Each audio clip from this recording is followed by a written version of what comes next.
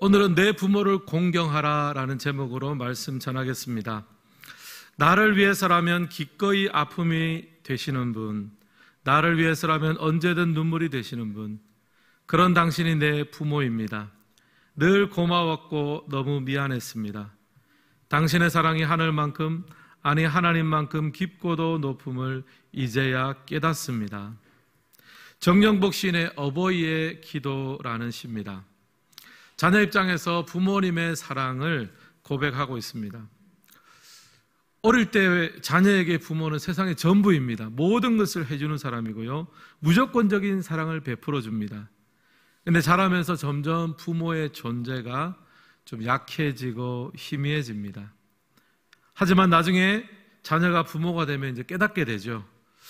참 부모님의 사랑이 하늘만큼 높았고 바다처럼 깊었다라는 것을 알게 됩니다. 그래서 늘 고마웠고 너무 미안했습니다. 사실 우리가 부모님 생각하면 참 고마운 마음도 굉장히 크지만 한편으로는 죄송하고 미안한 마음 같이 있지 않습니까? 자녀이자 이제 부모가 된 우리 모두의 고백인 줄 압니다. 오늘 읽은 말씀은 10계명 중에 5번째 계명입니다. 내 부모를 공경하라. 출애굽기에도 나오고요, 신명기에도 나오고, 그리고 이 5계명은 에베소서에도 나옵니다. 사실 중요하기 때문에 반복되는 거죠. 저도 이제 매년 이 어버이 주일이 되면 내 부모를 공경하라, 또 뭐 몇 가지 관련된 주된 말씀들을 가지고 반복해서 전하기도 합니다. 올해는 출애굽기에 나오는 말씀으로 전했고요, 작년에는 에베소서에 나오는 말씀으로 전했고, 그 전에는 신명기에 나오는 말씀으로 전했습니다. 뭐 동일한 내용이겠지만 그러나 각각의 배경이 달라요. 출애굽기의 배경이 다르고 신명기의 배경이 다르고 에베소서의 배경이 다릅니다. 하지만 동일한 것은 내 부모를 공경하라. 이 동일한 메시지가 우리 성도님들의 삶과 모든 가정에 임할 수 있기를 주님의 이름으로 축원합니다. 10계명을 보면요, 전반부에는 하나님 사랑을 가르칩니다. 후반부에는 이웃 사랑을 이야기하고요, 하나님 사랑은 나 외에 다른 신을 두지 말라 1계명으로 시작합니다. 그리고 이웃 사랑은 내 부모를 공경하라는 5계명으로 시작이 됩니다. 결국 하나님 사랑은 하나님 한 분만을 섬기는 것에서 출발하고요, 이웃 사랑은 부모를 공경함에서 출발을 합니다. 왜 이웃 사랑이 부모 공경에서부터 출발할까요? 왜냐하면 우리 부모님은요, 하나님이 주신 이웃 중에서 가장 가깝고 가장 친밀해야 될 이웃, 즉 이웃 중에 이웃이기 때문입니다. 스위스 신학자 발터 침멀리는 이 5계명을 다음과 같이 설명을 했습니다. 자신의 근본을 잊지 말라는 계명. 적절한 말이죠. 우리 중에 누구도 하늘에서 뚝 떨어진 사람은 없습니다. 부모님이 낳아주시고 길러주셨기 때문에 오늘 이 자리에 존재합니다. 그렇기 때문에 부모는 우리의 근본이며 가장 가깝고 가장 친밀해야 될 이웃 중에 이웃입니다. 오늘 읽은 5계명은요, 내 부모를 공경하라입니다. 여기서 공경하라라는 말은 히브리어로 카베드라는 동사입니다. 기본적으로 무겁다라는 뜻을 가지고 있어요. 부모의 존재와 말씀에 대해서 무겁게, 비중 있게, 소중하게 여기라는 의미입니다. 그것이 우리의 근본이요, 하나님이 우리에게 주신 이웃 중에 이웃인 부모님에 대한 올바른 태도이기 때문에 그렇습니다. 근데 한편 요즘 세태가 또 그렇지는 못하는 것 같아요. 2022년 한국보건사회연구원의 조사에 따르면요, 이런 질문을 했습니다. 나이든 부모 부양의 책임이 자녀에게 있다고 보는가? 뭐 당연한 거를 지금 물었어요. 근데 거기에서 네라고 답한 사람의 퍼센트가 몇 프로인지 아십니까? 21%예요. 그러니까 5명 중에 1명만이 나이든 부모 부양의 책임이 자녀에게 있다고 본 거예요. 2007년에는 동일한 조사를 했는데 50%가 예스라고 답을 했습니다. 그러니까 점점 퍼센트가 줄어드는 거예요. 물론 거기에는 이제 어르신들도 부모 양육의 어떤 그런 부분들을 한 개인이 다 감당할 수 없으니까 좀 국가가 많이 좀 도와주십시오, 뭐 그런 의도도 깔려 있겠지만, 어쨌든 부모에 대한 자식의 마음과 또 효도와 이런 부분들이 좀 많이 식어지고 희미해지고 있는 상황입니다. 사랑하는 성도 여러분, 예수 믿는 오늘 우리의 모습은 어떠합니까? 부모님의 존재에 대해서 무겁게 여기고 있습니까? 비중 있게 소중히 여기고 있으세요?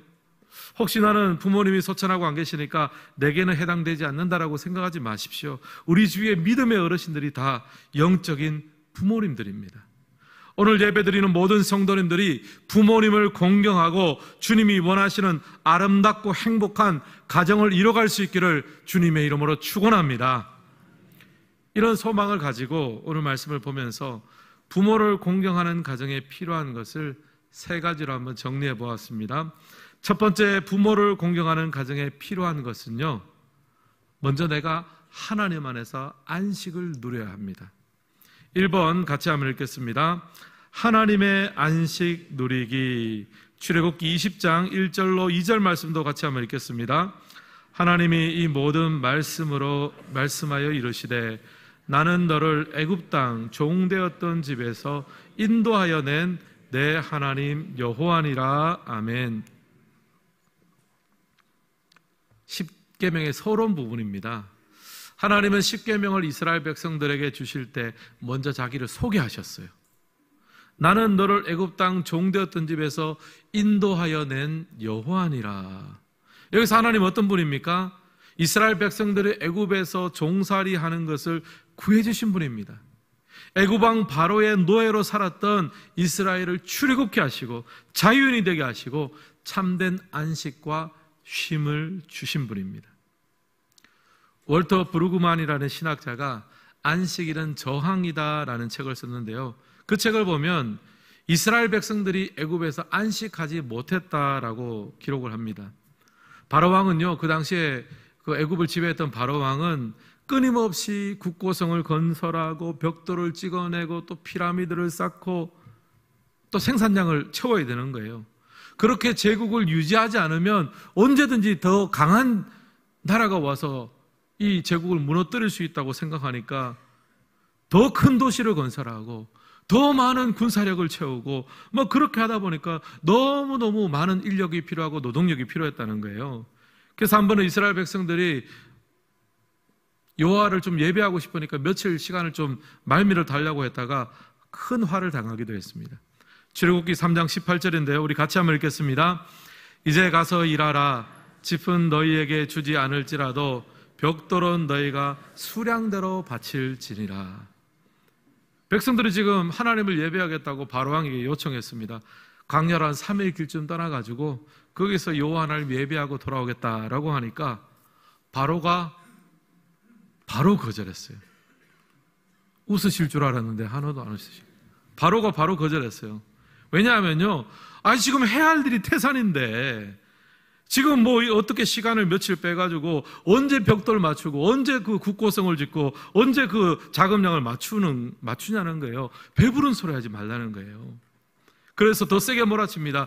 그동안은 벽돌 만드는 데 사용되는 집을 공급을 했는데 이제 집을 공급하지 않는다는 거예요. 그럼에도 불구하고 벽돌은 수량대로 다 맞춰라.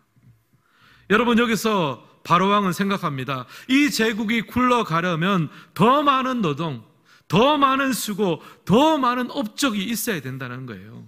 제국의 번영과 운명은 오직 자신의 애씀과 노력의 결과입니다. 여러분, 이렇게 생각하니까요, 얼마나 불안하겠어요. 안식이 없습니다. 잠시라도 쉬었다가 뭔가를 제대로 해내지 못하면 더 센 존재, 더 센 제국이 와가지고 언제든지 이 나라를 치고 무너질 수도 있다고 생각하니까 강하면 강할수록 불안한 거예요. 안식을 누릴 수 없습니다. 안식을 누리지 못하니까 다른 이웃들을 돌아볼 여유도 없는 거죠. 사랑하는 성도 여러분, 부모를 공경하기 원하는 가정에 필요한 것은요, 주님 안에서 내가 먼저 안식을 누리는 것입니다. 내가 안식을 누려야지 그 안식의 힘을 가지고 다른 이웃들을 돌아볼 수 있습니다. 여러분, 오늘 우리의 삶을 살게 하는 것은요, 내 노동이나 내 수고가 아니라 하나님의 은혜의 선물인 줄을 믿습니다. 내 삶은 하나님의 선물입니다. 은혜의 결과예요. 이런 안식을 성도들이 누리지 못하면요, 쫓길 대로 쫓기고 바쁠 대로 바쁜데 그럼에도 불구하고 늘 불안하고 항상 너보다 더 잘하는 사람이 있고 나보다 더 많이 하는 사람이 있고 열심히 하면 할수록 불안해요. 우리가 살아가는 사회도 이런 이집트의 시스템과 같잖아요. 내 수고와 내 노동의 결과로 내 인생이 결정된다고 생각하면요, 이웃이 이웃으로 안 보이고 다 경쟁자로 보입니다. 일단 내가 살아야 그 다음에 효도도 하고 또 공경도 할 수 있다라고 생각해요. 어떤 통계를 보니까 전문직의 60%가 만성적인 우울과 불안에 시달리고 있다고 합니다. 전문직이라면 사자가 달린 그래도 나름대로 자리를 잡은 그런 사람들일 텐데요.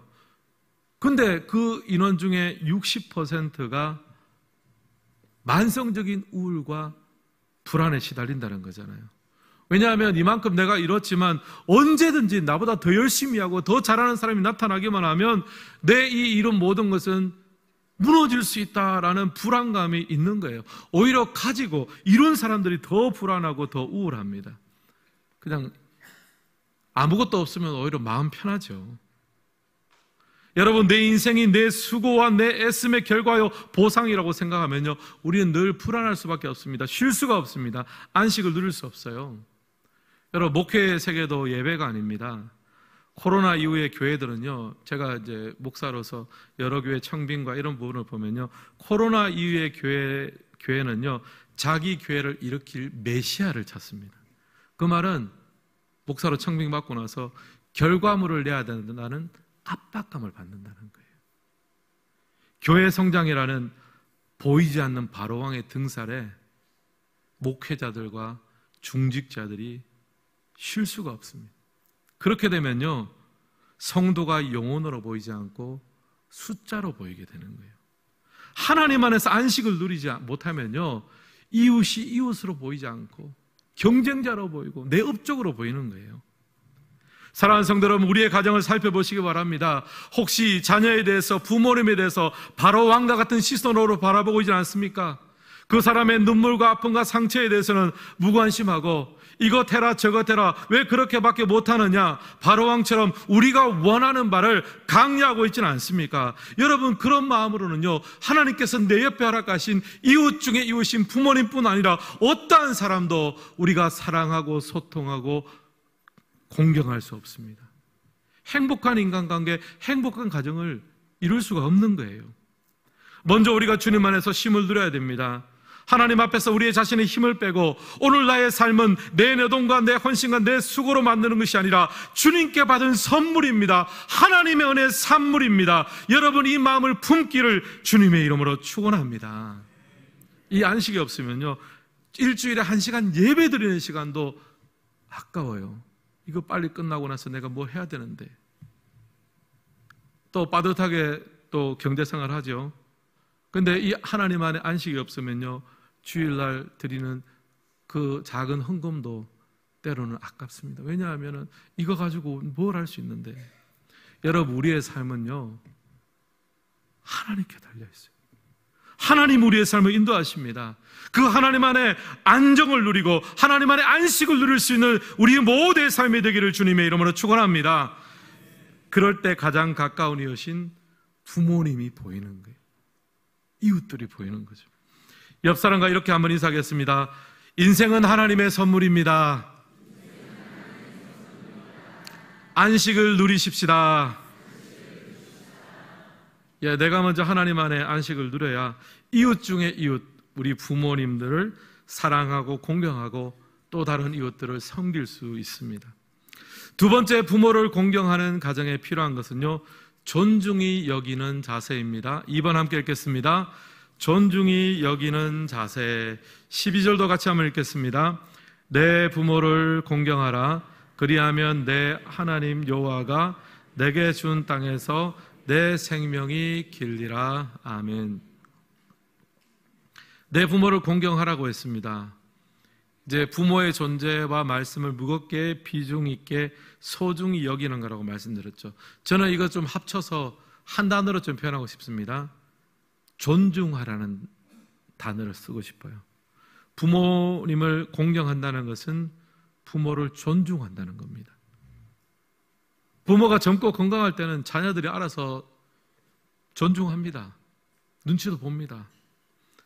근데 부모님이 연세가 들고 또 몸이 약해지고 힘이 빠지는 순간이 옵니다. 그때도 여전히 존중하고 말씀을 무겁게 여기고 우리의 귀를 열어주는 것, 이게 중요한 거죠. 이런 의미에서 5계명은 이웃사랑의 출발점입니다. 부모 공경은 세상을 살아가는 모든 인간관계의 출발점이죠. 어버이와의 관계를 통해서 또 존중하고 또 사랑하고 신뢰하는 법을 배울 때만 또 다른 사람을 존중하고 사랑하고 신뢰할 수 있습니다. 굉장히 중요한 거죠. 제게는 팔순의 어머님이 이제 계십니다. 아직도 밤에 이제 교회 가서 주무십니다. 저를 위해서 또 우리 청복교를 해서 기도하세요. 근데 어머님이 또 저한테 전화 주시면 늘 하시는 기도 레파토리가 있어요. 너를 위해서 기도한다. 제가 수십 년째 들어왔습니다. 목사인 아들을 위해서 성령 충만하고 또 말씀의 능력을 주시고, 요거는 어디 가서 얘기하지 마세요. 조태성 목사 머리숱도 많이 나게 해주시고, 어머님이 기도해서 제가 이 정도 있는 거예요 지금. 요즘은 어저께 아랫께 통화를 했는데 기도 제목이 하나 늘었어요. 이렇게 기도하시더라고요. 뭐 청복교에 부흥하는 거는 말할 것도 없고, 전라북도 모든 사람들이 예수 믿게 해주세요. 예수 믿게 해주세요. 제가 깜짝 놀랐어요. 어머님이 그렇게 기도하셔가지고. 제가 뭐라 그랬는지 아십니까? 아멘 했습니다. 왜냐하면 어머님의 기도를 존중하거든요. 어머님이 하시는 말씀 제가 존중합니다. 제가 좀 더 젊었을 때는 어머니 그런 얘기하면요, 현실성 있는 기도를 어머니 하셔야죠. 그렇게 하지 마세요. 제가 부담스러워요. 막 그랬는데, 뭐 그렇게 말씀드려도 어머님이 또 하고 싶은 기도 하시는 거 아닙니까? 그래서 제가 이제 마음에 딱 결심을 했어요. 어머님께 예스 하자. 아멘하고 존중해드리자. 어머님이 기도하는 내용을 제가 무겁게 받습니다. 아멘으로 받는 거죠. 또 제가 보지 못하는 어머님이 기도하시고 그 기도를 들으신 하나님께서 언제 어떤 방식으로 역사하실지는 하나님이 아시는 거잖아요. 제가 거기다 대고 현실성 있는 기도해라 이런 거 할 필요가 없는 거예요. 그건 제 주제를 넘은 거죠. 제가 하는 것은 존중하는 거죠. 아멘으로 받는 거예요. 그리고 또 부모님을 존중한다는 것은 그의 필요를 채워드리는 것입니다.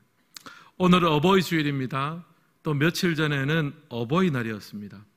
제가 우리 성도님들의 구성을 보니까 용돈을 받으셔야 되는 어버이 분도 계시고, 또 용돈을 드려야 되는 우리 자녀들도 있고, 또 중간에 끼어가지고 용돈은 용돈대로 드리고 또 받는 거는 별로 못 받는 약간 좀 낀 세대들도 계신 것 같아요. 자, 그러면 우리 성도님들께 한번 묻겠습니다. 여러분, 어버이날 부모님들께 용돈을 좀 넉넉하게 드리셨습니까? 조용하네요 갑자기. 제가 표정 보니까 다 넉넉하게 잘 들으신 것 같아요. 제가 예전에는요, 저희 부모님이 돈보다 다른 것들을 좋아한다고 생각했어요. 근데 제가 이제 점점 이렇게 경험하고 쌓이다 보니까 연세가 드시면 돈이 필요하시더라고요. 보니까 그 괜히 다른 선물 주지 마세요.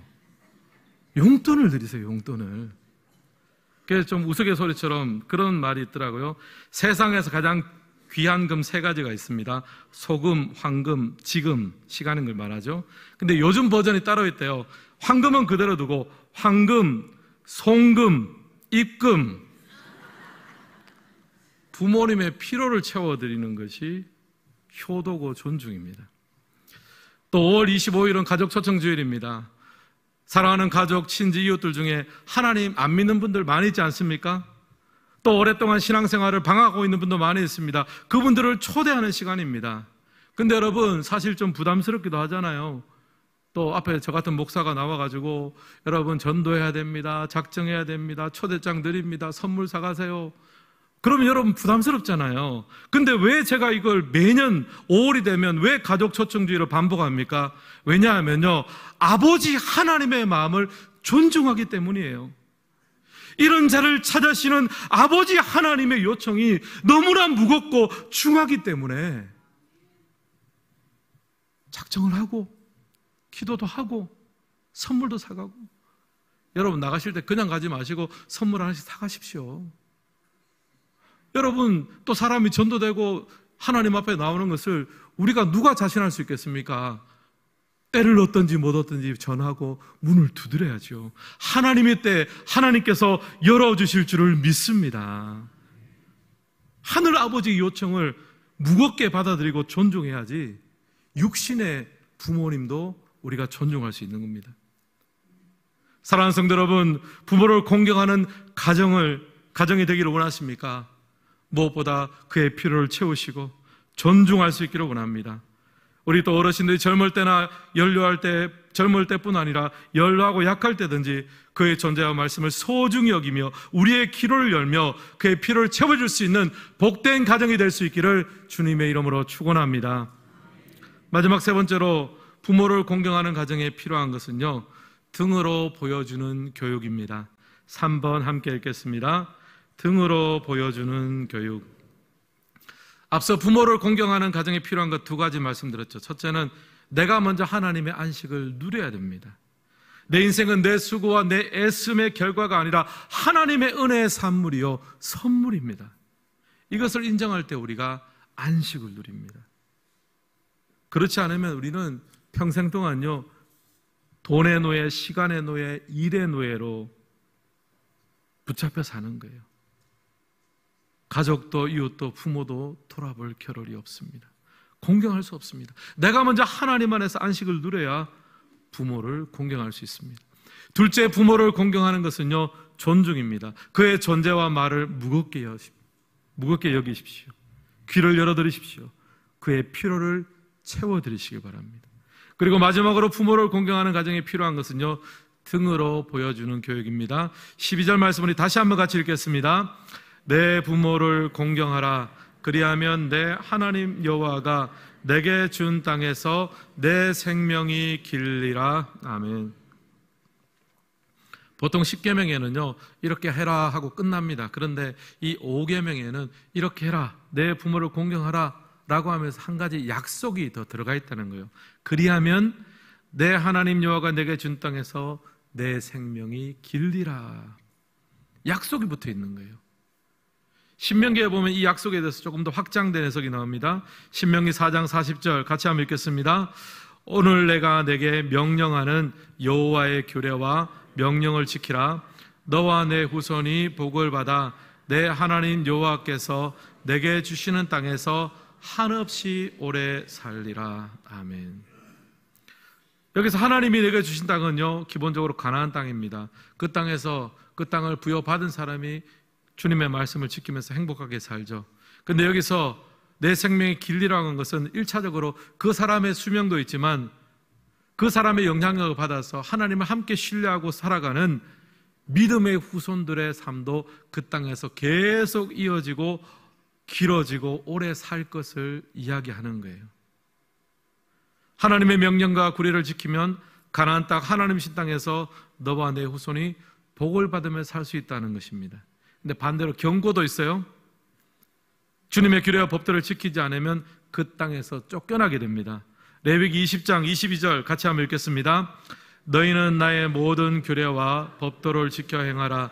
그리하여야 내가 너희를 인도하여 거주하는 땅이 너희를 토하지 아니하리라.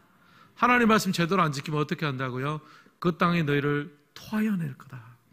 이게 이제 바벨론 시절 때 이루어진 거 아닙니까? 쫓겨났죠. 그 땅이 토하여 내고 이방 땅으로 포로가 되었습니다.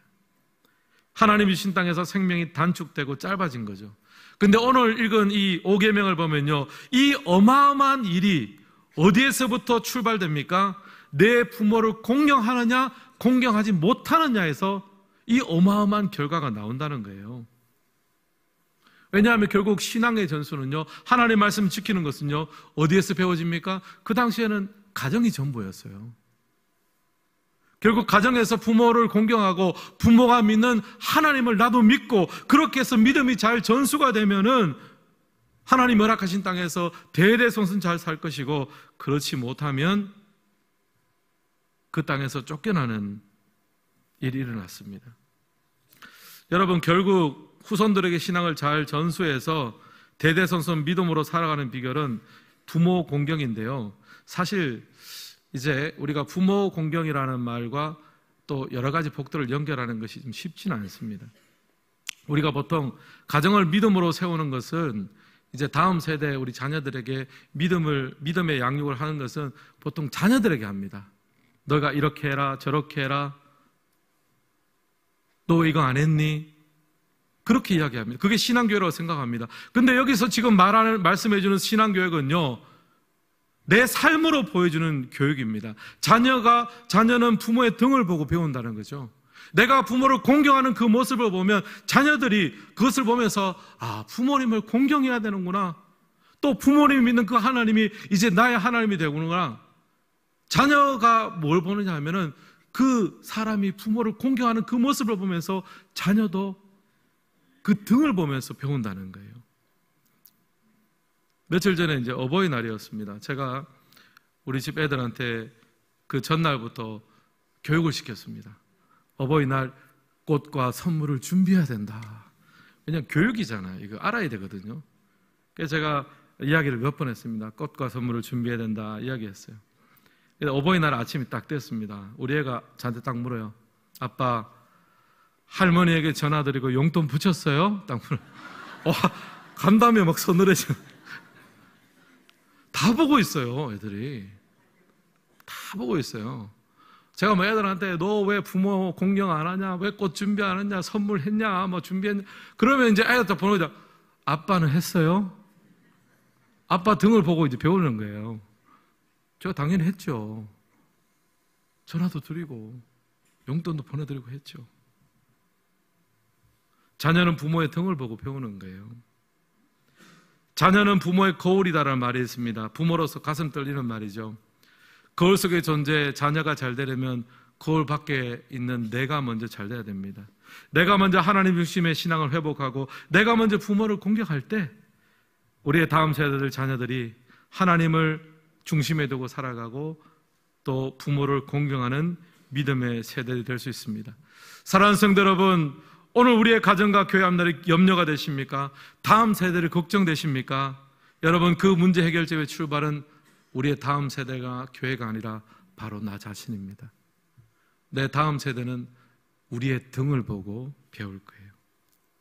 저들의 삶을 걱정하기 전에 내가 하나님을 만나고 내가 하나님 중심으로 살고 내가 눈물로 기도하며 부모에게 순종하는 모습으로 살아갈 때 그 뒤와 등을 보면서 자녀들이 배우고 믿음의 후손들이 배워져서 하나님께서 허락하신 우리의 가정과 교회가 더욱더 견고하고 아름답게 세워지는 은혜를 누리시기를 주님의 이름으로 축원합니다.